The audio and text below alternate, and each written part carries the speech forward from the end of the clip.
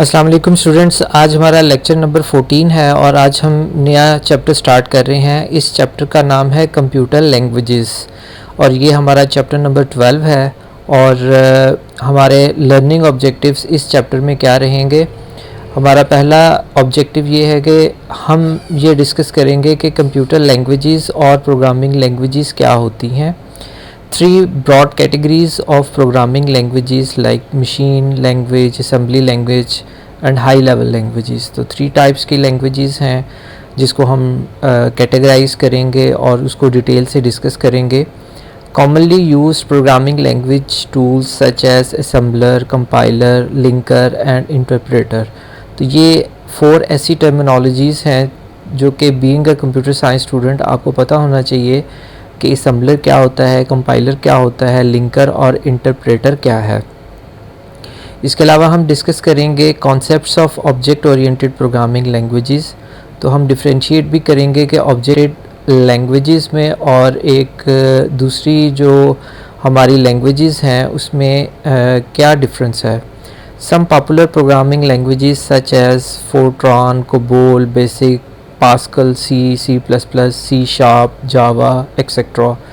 तो इसमें से काफ़ी ऐसी भी लैंग्वेजेस है जो कि ऑब्सलीट हो चुकी हैं, अभी उसमें कोई प्रोग्राम जो है वो नहीं बनता। जैसे हमारे पास फोर्ट्रॉन है, कोबोल है, बेसिक है, पास्कल है, लेकिन अभी भी कुछ ऐसी प्रोग्रामिंग लैंग्वेजेस हैं जो कि अभी उसमें काफ़ी प्रोग्रामिंग होती है, जैसे C++ है, C है, C# है और जावा है। Related concept such as sub program, characteristics of a good programming language and factors to consider while selecting a language for coding and application. तो ये भी हमारा जो कॉन्सेप्ट होगा वो बहुत ज़्यादा इम्पॉर्टेंट है कि जब हमने किसी लैंग्वेज को सिलेक्ट करना है तो हमारे पास वो कौन से ऐसे पैरामीटर्स होने चाहिए जिसकी बेस पे हमने सिलेक्शन करनी है कि ये एक पर्टिकुलर प्रोग्राम C++ में लिखा जाना चाहिए, C में लिखा जाना चाहिए, या जावा में लिखना चाहिए या C# में होना चाहिए। तो प्रोग्रामिंग लैंग्वेजेस के कुछ प्रोज एंड कॉन्स भी हैं जो कि हम इस चैप्टर में डिस्कस करेंगे। तो स्टार्ट करते हैं। पहला कॉन्सेप्ट, अगर हम कंप्यूटर लैंग्वेजेस की क्लासिफिकेशन करें तो हम इसको 3 कैटेगरीज़ में डिवाइड कर सकते हैं। तो पहली कैटेगरी हमारी है मशीन लैंग्वेज, और दूसरी हमारी कैटेगरी है असेंबली लैंग्वेज, और थर्ड कैटेगरी है हाई लेवल लैंग्वेजेस। तो 1 बाय 1 करके इनको हम देखते हैं, इनको एग्जामिन करते हैं कि हर लैंग्वेज में कौन कौन सी ऐसी डिस्टिंक्शन है जो कि दूसरी लैंग्वेज से इसको डिफरेंशिएट करती है। तो मशीन लैंग्वेज की तरफ जाते हैं कि only language of a computer understood by it without using a translation program. तो मशीन लैंग्वेज बेसिकली ऐसी लैंग्वेज होती है जो कि 0-1 की लैंग्वेज में लिखी जाती है, और चूँकि कंप्यूटर 0-1 की लैंग्वेज को अंडरस्टैंड करता है और अगर हमने इसी लैंग्वेज में ही अगर प्रोग्राम बनाना है तो फिर हमें किसी ऐसे ट्रांसलेटर प्रोग्राम की ज़रूरत नहीं होगी जो कि मशीन लैंग्वेज में कन्वर्ट करे, क्योंकि यह पहले से ही मशीन लैंग्वेज में जो है वो प्रोग्राम लिखा जाता है। Return using decimal digits if the circulatory of the computer being use permits this. तो ये डेसिमल डिजिट्स में जो है वो लिखी जाती है, और अगर आपका सर्किट आपको परमिशन देता है इस लैंग्वेज की तो फिर आप इसको मशीन लैंग्वेज में इसको कोड कर देते हैं। अगर हम मशीन लैंग्वेज की बात करें तो मशीन लैंग्वेज को 2 हिस्सों में डिवाइड किया जाता है, एक को हम ऑपकोड कहते हैं और दूसरे को ऑपरेंड कहते हैं। तो जो पहला पार्ट होता है उसको ऑपकोड कहते हैं, इसको ऑपरेशनल कोड भी कहते हैं, और दूसरा जो पार्ट होगा उसको ऑपरेंड कहते हैं, या लोकेशन होती है जहाँ पर वो रिज़ाइड कर रहा होता है। Opcode tells the computer which operation to perform from the instruction set of the computer.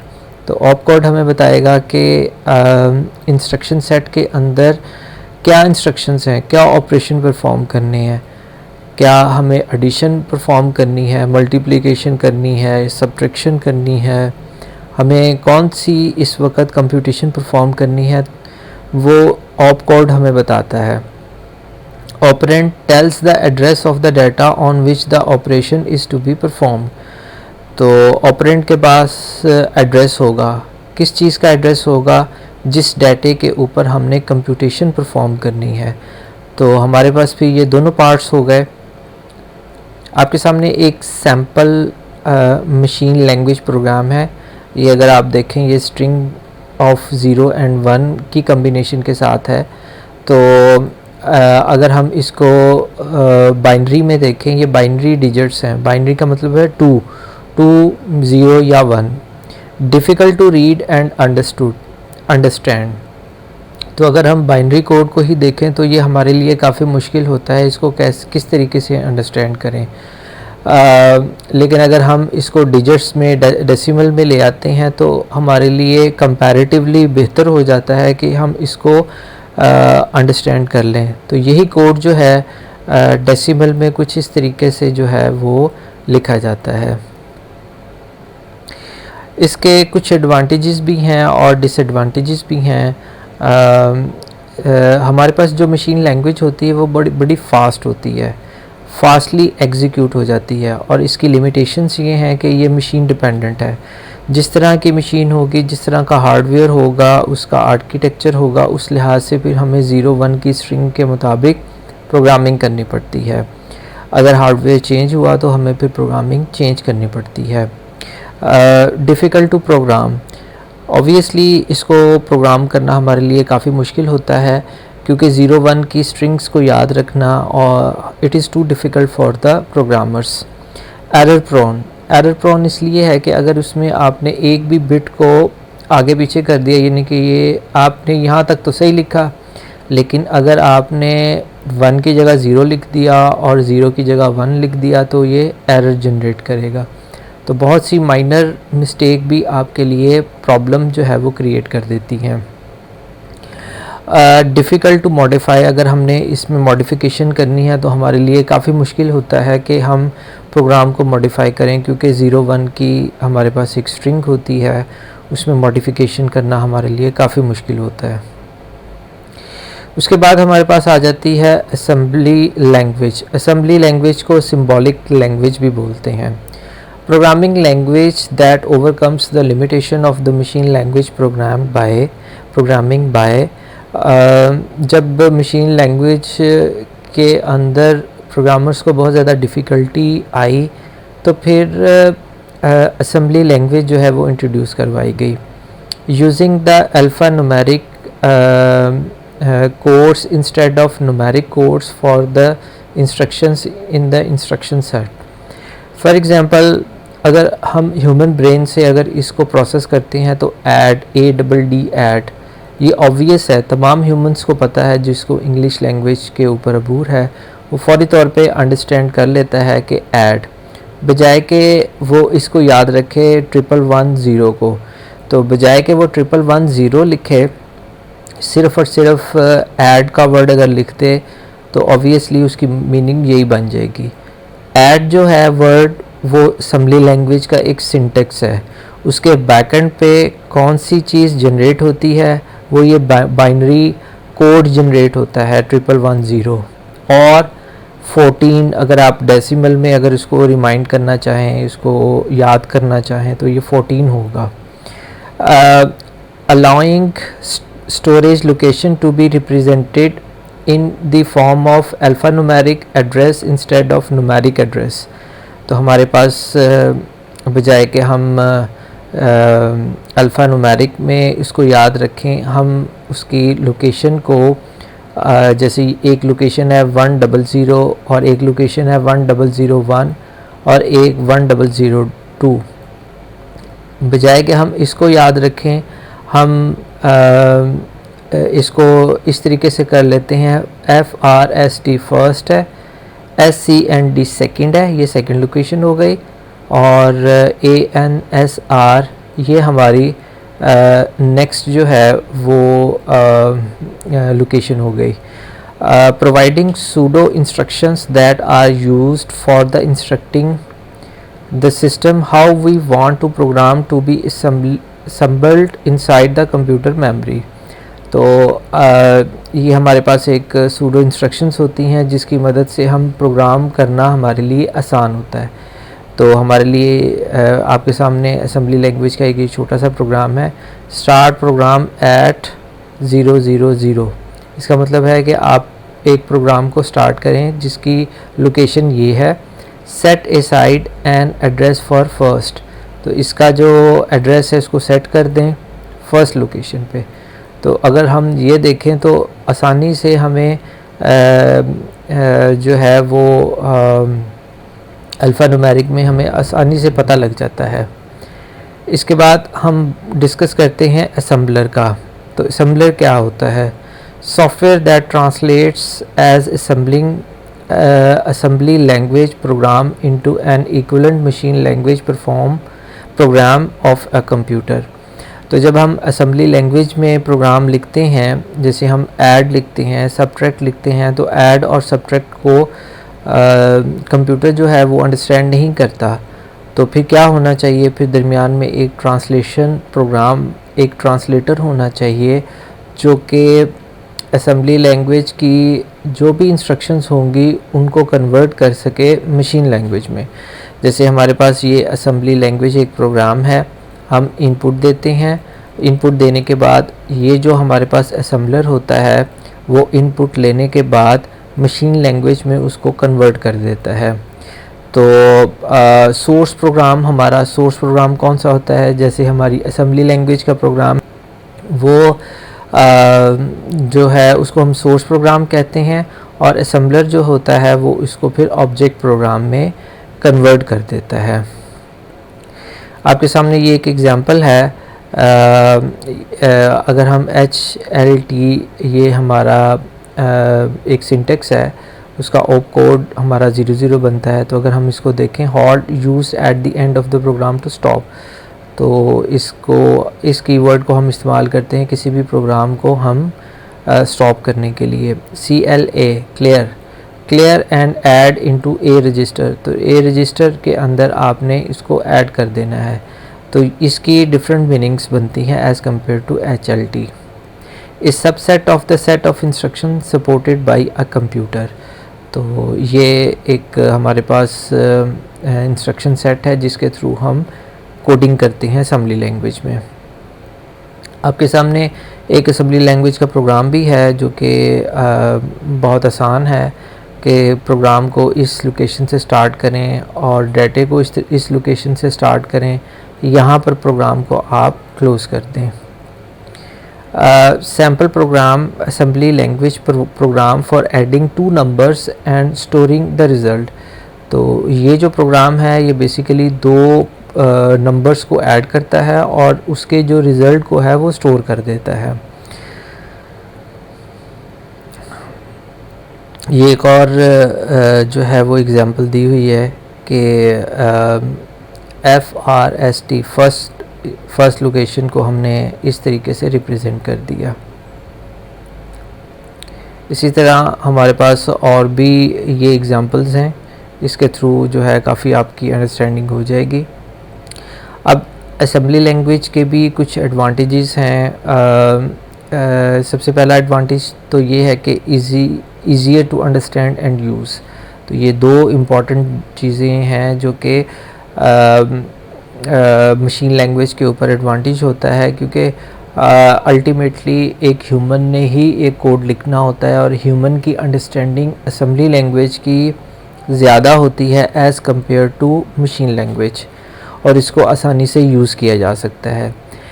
Easier to locate and correct the errors. तो इसके लिए भी इस लैंग्वेज की मदद से हम आसानी से एरर्स को फाइंड आउट कर लेते हैं और उस एरर को रिमूव कर देते हैं as compare to machine language, क्योंकि ये सिंपल इंग्लिश के जो वर्ड्स होते हैं उसी में से ही इसका सिंटेक्स बना होता है। तो ह्यूमन ब्रेन जो है वो आसानी से इसको लोकेट कर लेता है।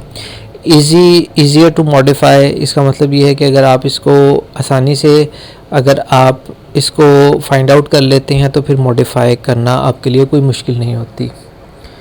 No worry about the addresses. तो एड्रेसेस की एक मुकम्मल स्कीम को याद रखना, उसको मेमोराइज़ करना आपके लिए मुश्किल नहीं होता, क्योंकि उसके आपने इंग्लिश के वर्ड्स में ही असम्बली लैंग्वेज की मेमोरी लोकेशन की नेम्स होती हैं, तो उसको रिमाइंड करना आपके लिए कोई इतना मुश्किल नहीं होता।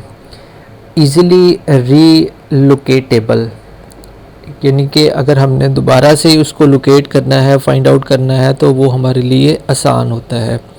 Efficiency of the machine language, machine language की जो एफिशिएंसी हम मशीन लैंग्वेज के थ्रू हम अचीव कर रहे होते थे, वो एज़ कंपेयर टू हम असम्बली लैंग्वेज में आसानी से उसको अचीव कर लेते हैं। असम्बली लैंग्वेज की भी कुछ लिमिटेशंस हैं, ये भी मशीन डिपेंडेंट होता है। जैसे हमारी मशीन लैंग्वेज जो होती है वो भी मशीन हार्डवेयर डिपेंडेंट होती है। जिस किस्म का हार्डवेयर होता है उस लिहाज से हमें 0-1 की स्ट्रिंग को जो है वो इम्प्लीमेंट करना पड़ता है। इसी तरह असम्बली लैंग्वेज भी जो होती है वो भी मशीन डिपेंडेंट होती है। Knowledge of the hardware required, तो इसकी भी वही लिमिटेशन है जैसे मशीन लैंग्वेज की है कि हमें हार्डवेयर का जो है उसका नॉलेज होना चाहिए। Machine level coding,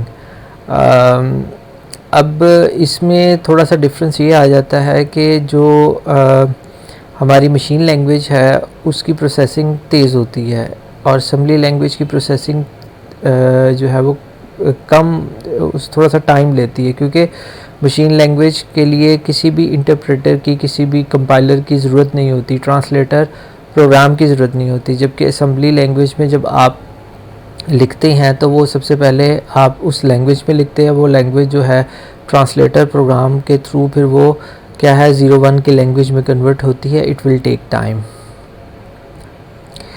typical uses of assembly language, assembly language कहाँ पर इस्तेमाल होता है? Mainly use today to fine tune important parts of the program written in a high level language to improve the program execution efficiently। तो हमारे लिए वैसे तो ये असम्बली लैंग्वेज प्रोग्राम्स हम ज़्यादातर इस्तेमाल करते हैं जो कि प्रोसेसर की कोडिंग होती है उसमें हम इस्तेमाल करते हैं ताकि उसके कोड को एग्जीक्यूट किया जा सके। इसके अलावा जो है mainly use today to fine tune important parts of the program written in a high level language to improve. अब हाई लेवल लैंग्वेज तो अभी आपने पढ़ी नहीं है, वो अभी मैं पढ़ाऊँगा, उसके बाद इसकी अंडरस्टैंडिंग आपकी ज़्यादा बेहतर हो जाएगी। हाई लेवल लैंग्वेज प्रोग्राम्स जो होते हैं जैसे सी हो गया, C++ हो गया, जावा हो गया, वहाँ से आपको काफ़ी इस 3 लाइनों की समझ आ जाएगी। assembly language with macro instructions, any assembly language instruction that gets translated into several machine language instruction is called a macro instruction। तो कोई भी assembly language की जो instructions होती हैं, जैसे हमने कहा था कि पीछे ये हमारी instructions है, ये आपके सामने है, ये फर्स्ट इंस्ट्रक्शन है, ये सेकंड है, ये थर्ड है इंस्ट्रक्शन। इसको इंस्ट्रक्शंस कहते हैं कि जिसके थ्रू आप चीज़ों को अचीव करते हैं। तो any assembly language instructions that gets translated into several machine language, तो हमारे पास असम्बली लैंग्वेज जब हम मशीन लैंग्वेज में कन्वर्ट करते हैं, मल्टीपल इंस्ट्रक्शंस में कन्वर्ट होती है, तो उसको हम मैक्रो इंस्ट्रक्शंस बोलते हैं। Several assembly languages support such macro instructions to speed up the coding process। तो बहुत ज़्यादा काफ़ी assembly languages जो हैं वो macro instructions को support करती हैं ताकि speed को increase किया जा सके। Assemblers of such assembly language are designed to produce multiple machine language instructions for each macro instructions of the assembly language। तो जो हमारे पास असम्बलर होता है, असम्बलर कौन सा होता है? जो असम्बली लैंग्वेज को कन्वर्ट करता है मशीन लैंग्वेज में।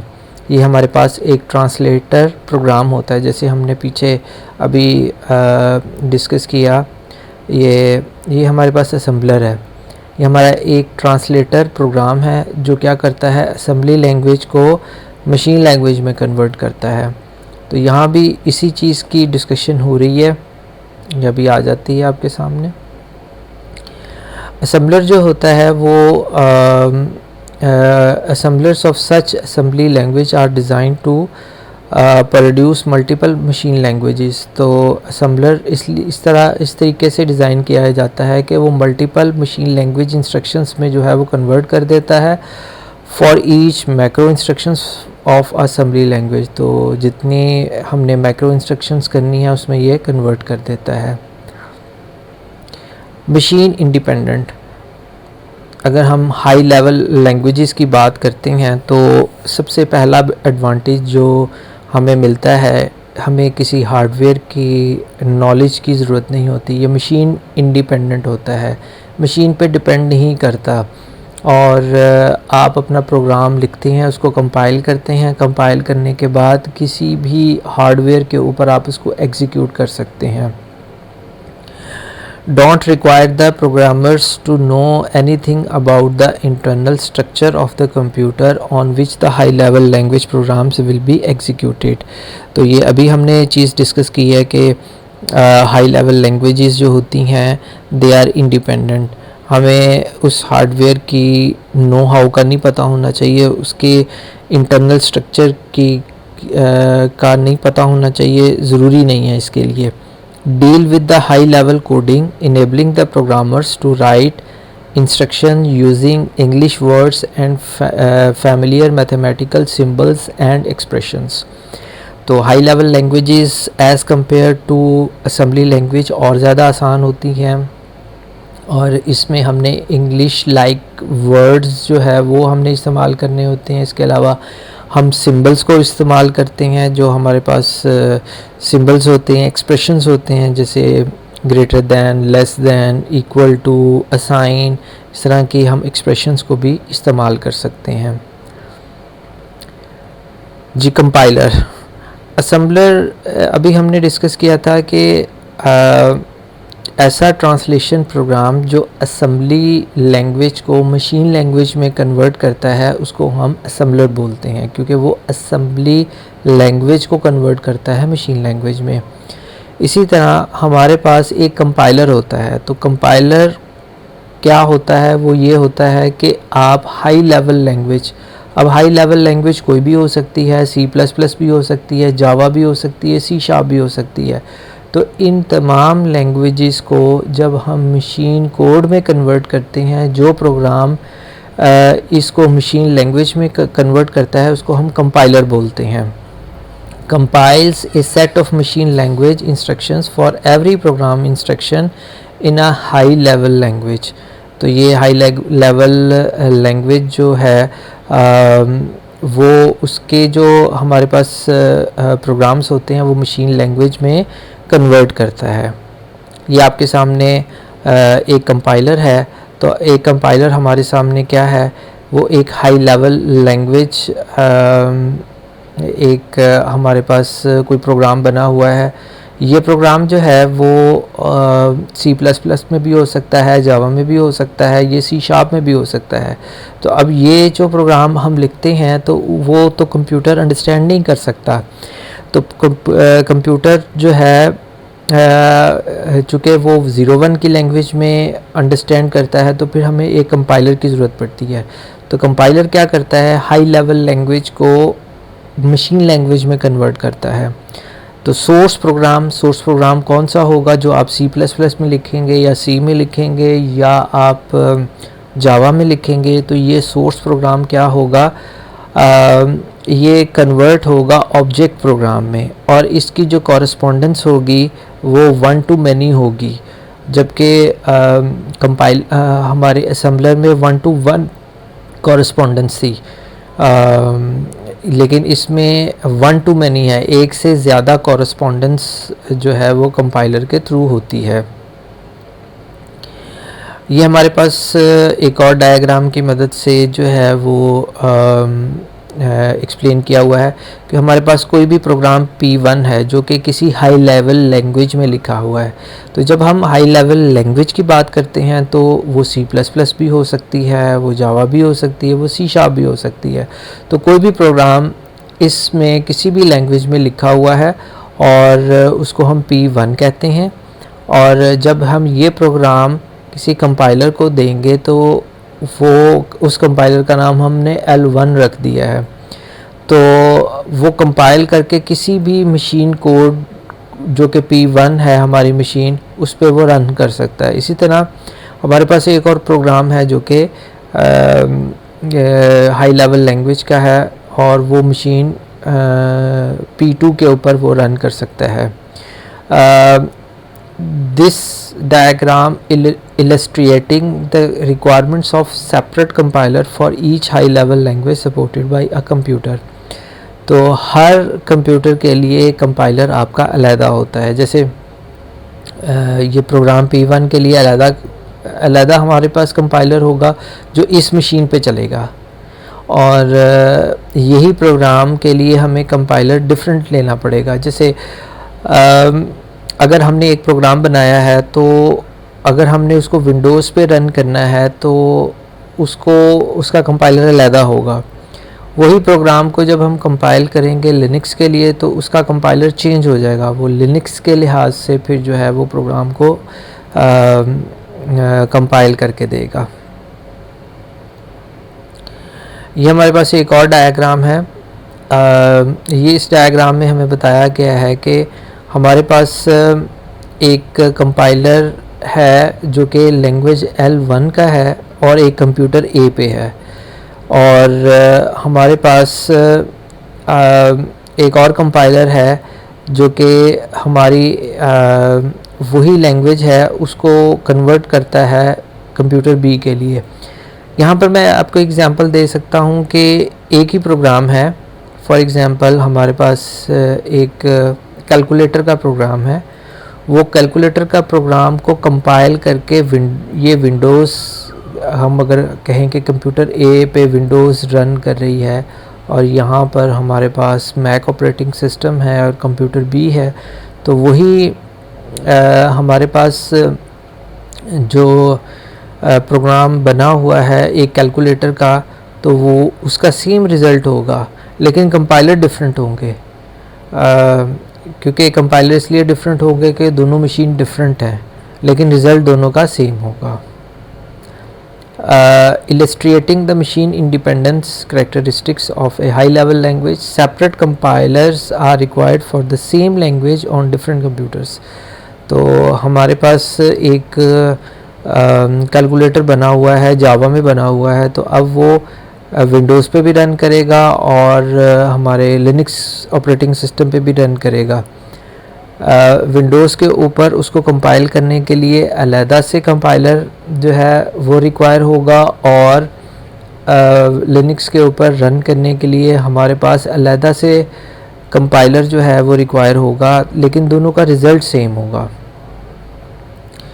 अब हम आ जाते हैं सिंटेक्स एरर के ऊपर, जो हम प्रोग्रामिंग लैंग्वेजेस में, आप भी अभी फंडामेंटल ऑफ प्रोग्रामिंग में जो है वो प्रोग्राम C या C++ में प्रोग्राम बनाना सीख रहे होंगे, तो उसमें जो सिंटेक्स एरर आ जाता है, सिंटेक्स एरर क्या होता है और उसके क्या रीज़न्स होती हैं वो हम देख लेते हैं।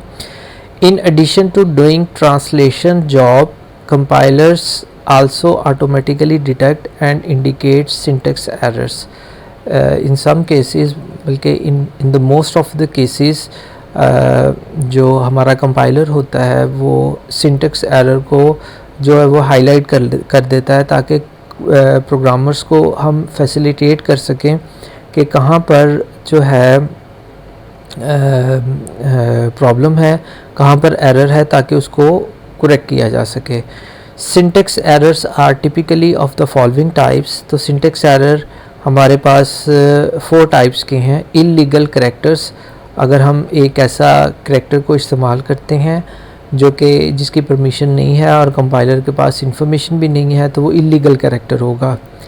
इल्लीगल कम्बिनेशन ऑफ करैक्टर्स, तो एक करैक्टर भी इल्लीगल है या उसके कम्बिनेशन एक से ज़्यादा अगर करैक्टर्स हैं, अगर हम उसको कंबाइन कर देते हैं, कम्बिनेशन कर देते हैं, तो उसको इल्लीगल बोलते हैं। Improper sequence of instructions in a program, तो प्रोग्राम में आप अगर सीक्वेंस को आगे पीछे कर देते हैं, वो प्रॉपर नहीं होती, तो ऑब्वियसली तब भी जो है वो सिंटेक्स एरर जनरेट होता है। Use of undefined variable names, तो अगर आप एक जो है वो वेरिएबल को डिफ़ाइन करते हैं तो आप उसका नेम नहीं लिखते, तो ऑब्वियसली मशीन को नहीं पता लगेगा कि ये वेरिएबल किस लिए जो है वो आपने डिफ़ाइन किया है, क्योंकि उसको फिर समझ नहीं आएगी इसको कंपाइल कैसे करना है। तो कंपाइलर में कौन कौन सी ऐसी चीज़ें होती हैं जो कि डिटेक्ट नहीं होती। A compiler can not detect the logical errors in a programme.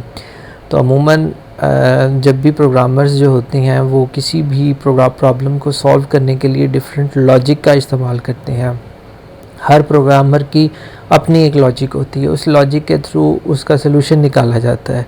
लेकिन अगर वही लॉजिक जो है इनकरेक्ट है तो वो कंपाइलर के लिए बहुत मुश्किल होता है कि उसको फाइंड आउट करना है कि कहाँ पर ये जो एरर्स है वो एग्जिस्ट कर रहा है। तो स्टूडेंट्स आज के लिए इतना ही। आई डू होप कि आपकी काफ़ी अंडरस्टैंडिंग और बेसिक्स बन गई होंगी कि आप कंप्यूटर लैंग्वेजेस को किस तरीके से जो है वो अंडरस्टैंड करेंगे, किस तरीके से उसके बेनिफिट्स हैं, करैक्टरिस्टिक्स हैं। मिलते हैं नेक्स्ट लेक्चर में। Take care. अल्लाह।